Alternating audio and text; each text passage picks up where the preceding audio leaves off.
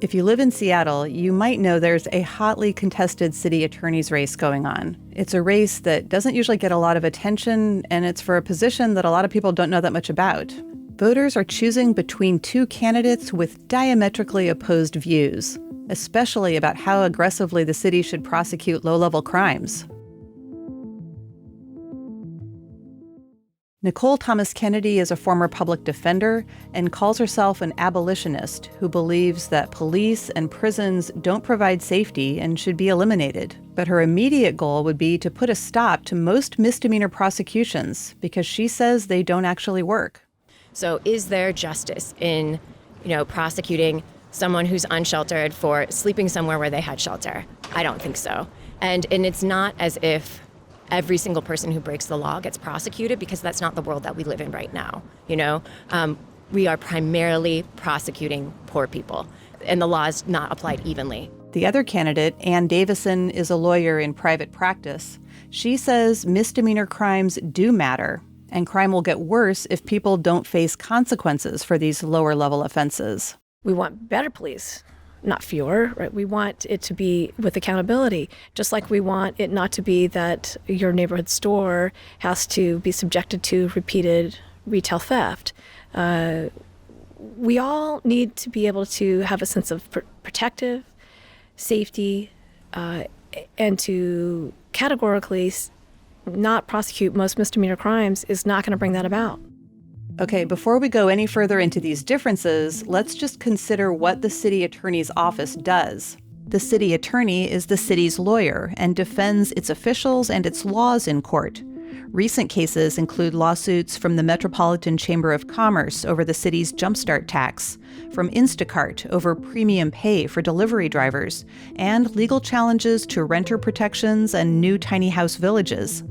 The city attorney also prosecutes misdemeanors, like vandalism and shoplifting, and some cases of driving under the influence and domestic violence, for example, cases that don't involve serious injuries. In terms of who gets prosecuted or which crimes to prosecute, the city attorney has discretion. Someone who's arrested doesn't automatically go to a judge and a jury.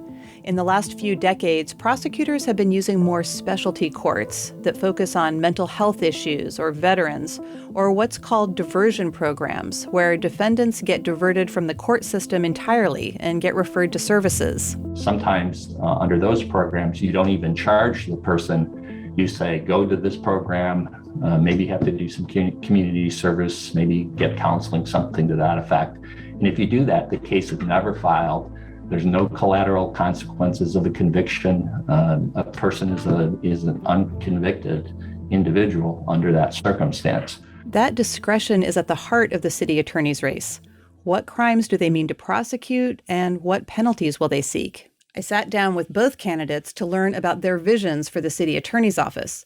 Nicole Thomas Kennedy says if she's elected, the office's criminal lawyers will have a lot less to do. I think the criminal division should shrink. I don't think we need to be prosecuting at nearly as many cases as we are.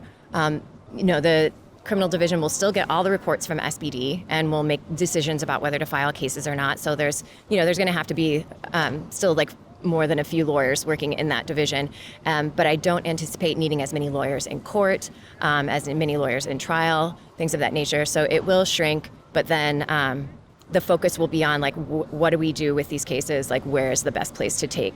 What is the best community group to divert out to? Thomas Kennedy says for now, she would continue to prosecute violent crime and driving under the influence. Ann Davison says she would seek to prosecute a broader range of crimes. What is your thinking about low-level misdemeanors like repeated retail theft? They're nonviolent, but, they do have an impact on the businesses where they occur. So what's your thinking on what's the best we can do on that, approaching those offenses? If that retail store has been the target over and over and over and now is subjected to looking at whether they can stay in business, whether they can actually keep employees. Some places can't even find workers, right, because they have been harassed or threatened at their place of employment. And so that's why misdemeanors matter. Some misdemeanors matter because they're serious offenses. Some misdemeanors matter because it's a serious offender. And some misdemeanors matter because they are business ending, which is job ending, which is tax revenue ending for the city. One issue that the new city attorney will face right away is what to do with the massive number of pending cases after the pandemic. Just like I would address any other case, we're going to have to go through all of those cases and see which we want to file and which we don't. And so I think it would be a little bit easier for me because I think I don't want to prosecute petty crime. And that is a lot of what's in that court is sleeping under an awning, stealing a Mountain Dew from Subway, those things I really don't think we need to be wasting taxpayer money on addressing. And so there would be a big amount that I wouldn't address at all. And then there's really, everything else has to be sort of a case-by-case basis because it's been a year and a half, almost 2 years since some of these cases. What interest does the public have in continuing to address them? Because, whether we file the cases or not, there could be some sort of pretrial diversion, recommendations to programs, like things like that we can make. But sometimes, it's been a year and a half. Sometimes people have moved on from whatever it was. What are some actions that you would contemplate taking in your first 100 days, things that you could do kind of instantaneously if you took office? I think we're going to need to talk about the backlog that we have, unfortunately, and that's going to be, again, how we're looking at high impact and what can we do in that regard.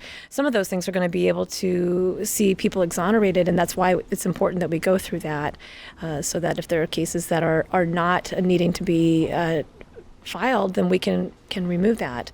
It's going to be an important piece to tackle that.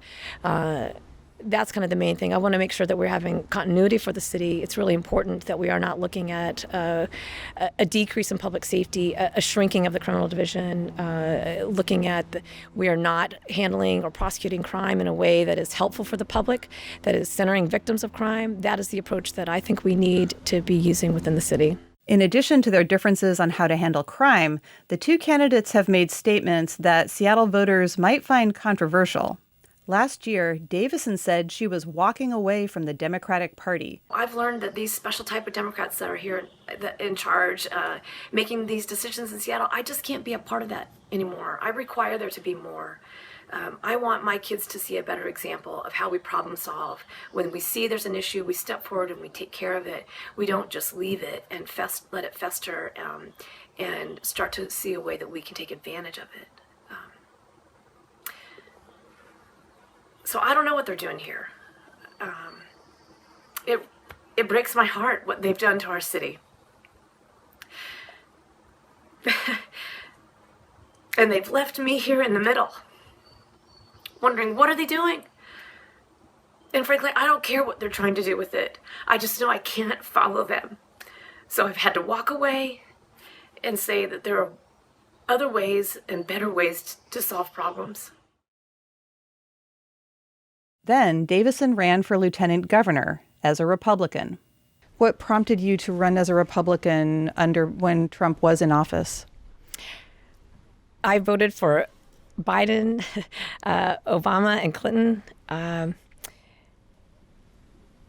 a pro-choice person, and what happened January 6th at our U.S. Capitol was democracy threatening and contrary to all my values. And that's all she had to say about that. Then there's the question of how the two candidates view the police. The city attorney's office has a complicated relationship with the Seattle Police Department. It represents the city in labor disputes, defending its decisions when officers get fired. It defends the city in tort cases, like when someone is injured by police or has their property damaged. In federal court last year, the city attorney also defended the police handling of Seattle's protests. And finally, the city attorney works with police to prosecute crimes, and they often disagree. That relationship with the police department is often very antagonistic, because the police, obviously, if they find a crime in the city or they respond to one and they arrest somebody, they want something to happen to that, because it justifies their work. And when the prosecutor's office, either the city or the county prosecutor's office, doesn't take it very seriously, it affects the relationship with the police. Nicole Thomas Kennedy has gotten attention for a series of social media posts she wrote about police before she was running for office, where she called them pigs and serial killers. How do you think your comments to SPD on social media are going to affect your relationship with them if you're elected? I mean, I don't think they're going to like it very much. But at the same time, I had to buy a tear gas mask for my 9-year-old to use in our house, so I didn't like that very much either. You know, there's a lot of things that have happened that have never been addressed, and I think some of my comments may have been a bit immature, but I also, everyone has the right to say whatever they want on Twitter, and it's inherently sarcastic and satirical. But I don't like the idea that we are not supposed to be speaking back to power or speaking back to cops. The city attorney's office has very different kinds of relationships with SPD. What kind of relationship would you imagine with them? So I imagine the relationship with SPD will probably be a bit rocky at first. But I think more than anything, what the people of Seattle need, what this city needs, is not more deference to police officers. I think this city needs someone who will stand up to police officers, especially when bargaining the next union contract. There was a lot of things that were bargained out of the contract this last go around. And I think some of the problems that we saw over the summer and over the years really has to do with the fact that there's no mechanism for holding SPD accountable or curbing their behavior even when it gets out of control. And so my approach would be, it's going to have to be relationship building based on mutual respect. And when we get there, but yeah, I think there needs to be some accountability.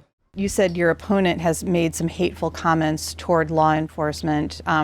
What's the difference between the two of you on that? What kind of relationship would you expect to have with Seattle Police Department if you were in office? When I use the term accountability, I use that for everyone. I use that for me, for the city attorney's office, and for anyone in law enforcement, as well as anyone engaged in criminal activity. I think that's what everyone in Seattle wants, because that's the standard by which we all have to conduct ourselves. I again would leave with collaboration. We are going to get a better so-called work product in the form of public safety when we are able to have people who can have civilized conversation, not dehumanizing, not demoralizing, not wishing ill, harm, and violence against other humans. We've had too much of that in the public space for too long, and it really is a time that we need to have a voice of healing and repair to move forward and be productive as a city. Whoever becomes the next city attorney, they have their work cut out for them. They have to address public safety and the needs of the people caught up in the system. When we think about these things, I think there should be two touchstones in relation to people that we can deal with these problem-solving courts. Is one, how can we make public safety, how can we improve public safety for all citizens on the street?